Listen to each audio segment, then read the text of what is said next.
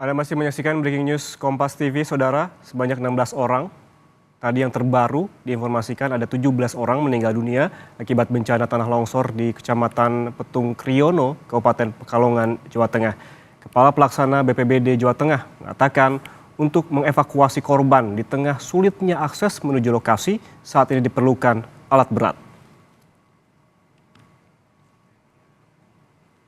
Tentunya setelah relawan itu hadir di sana beserta rekan-rekan Basarnas itu melakukan proses pencarian. Tentunya dimulai dari titik-titik yang sudah terlihat serta informasi dari warga bahwa di sini ada rumah terkena longsor. Nah itu mulai dicari di area-area di sana melalui sistem daripada SAR ya di sana ya. Ada skru-skru berapa gitu. Nah kemudian tentunya untuk kedepannya untuk yang memang masih tertimbun tanah lebih tebal, itu kita berharap memang dukungan dari alat berat. Hanya saja proses menuju ke sana kan tidak mudah. Apalagi di posisi di bawah itu kan juga ada tidak hanya longsor saja ya, tapi kan ada banjirnya juga. Gitu. Jadi ini kan proses satu demi satu untuk penyelesaiannya. Gitu. Artinya saat ini masih menunggu agar upaya evakuasi dan juga pencarian berjalan maksimal, yaitu dengan mengirimkan alat berat. Namun sementara karena terkendala akses, upaya apa yang bisa dilakukan oleh petugas di sana, Pak Bergas? Ya tetap melakukan pencarian, Mas. Tetap harus melakukan pencarian karena ini kan waktunya tidak panjang ya, istilahnya tidak panjang karena cuaca juga tidak, kita kan kejar-kejaran dengan cuaca. Tidak bisa saling menunggu, kalau bisa nanti kan dapat informasi apa dikembangkan di lapangan begitu. Apakah titik pencarian difokuskan di satu titik atau diperluas, Pak Bergas? Ya, sebagaimana data yang itu kira-kira posisi ada di mana, biasanya ada areanya di situ. Ada area yang nanti dicari begitu. Oke. Artinya menunggu laporan, ketika ada laporan datang, petugas langsung mencari ke titik yang dilaporkan oleh warga tersebut. Yang paling mungkin. Tentunya yang tidak mungkin menggunakan alat berat ya tidak ya, masih proses menunggu ya. Menunggu alat berat juga, kemudian tentunya yang bisa dilakukan oleh teman-teman SAR ya dilakukan begitu. Karena ini kan kita juga menjaga, karena ini kan manusia ya. Saudara, menurut Camat Petung Kriono, lokasi yang menjadi longsor merupakan wilayah rawan longsor. Ada 9 desa di wilayah Kecamatan Petung Kriono yang mengalami tanah longsor. Fokus utama petugas adalah pencarian warga yang diduga masih tertimbun longsor. Yang longsor itu kejadiannya di semua wilayah Kecamatan Petung Kriono. Kecamatan Petung Kriono itu ada 9 desa. Cuman yang membawa korban itu titiknya berada di Desa Kasimpar, Kecamatan Petung Kriono. Yes. Berarti ada 9 desa, Pak, yang terdampak cuaca buruk dan juga longsor?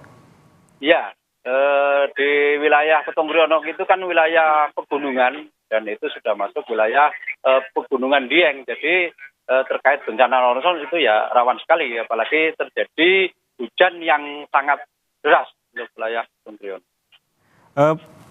Pak Hadi, laporan pertama kali terkait dengan longsor yang terjadi di 9 desa ini seperti apa? Di desa mana awalnya memang terjadi longsor dan seperti apa ceritanya?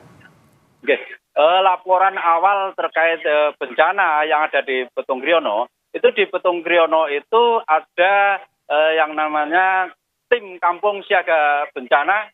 Jadi segala sesuatu yang terkait kebencanaan itu dilaporkan secara langsung baik ke pihak kecamatan, polsek maupun Danramil. Jadi kami tahu persis dengan cepat kapan terjadinya bencana itu. Dan bencana itu mulai dilaporkan ya menjelang maghrib itu. Pertama laporan banjir. Dengan adanya laporan banjir tiba-tiba dari masyarakat Desa Kasimpar melaporkan bahwa terjadi tanah longsor juga yang berdampak korban. Awal laporan itu sore diperkirakan cuma 4 korban. Tapi setelah kami ke sini, nggak tahunya bukan cuma 4 korban itu. Warga yang terjebak tanah longsor, itu ada yang menginap di rumah perangkat desa, Sekdes Desa Kasimpar.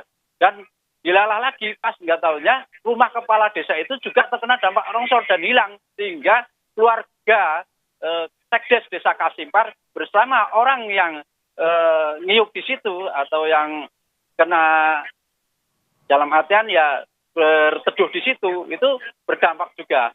Nah juga orang yang di situ pas ada acara di kafe, dan orang-orang yang di kafe itu juga di Petung Kriono kan di samping pegunungan jadi tempat wisata itu juga kena dampak bencana. Dan juga ada orang-orang yang tidak sengaja lewat dan terhambat bencana dan menjadi korban berkaitan dengan tanah longsor tersebut. Dan teman-teman mendapat laporan itu, kami koordinasi ke tingkat kabupaten, melaporkan ke Ibu Bupati Pekalongan, melaporkan ke Sekda, melaporkan ke BPBD, melaporkan ke tim PMI. Akhirnya kami malam-malam bergerak, dan alhamdulillah sekarang dari tadi pagi banyak relawan yang mencari. Kami terkait tanah longsor belum begitu menangani. Kami mengedepankan pencarian korban jiwa. Jadi ini sekarang teman-teman baik dari Basarnas Semarang, dari Basarnas Wonosobo, dari teman BPBD Provinsi Jawa Tengah, teman-teman dari Forkopimcan, masyarakat dari PMI, dan semua masyarakat yang bergabung di sini melakukan pencarian korban.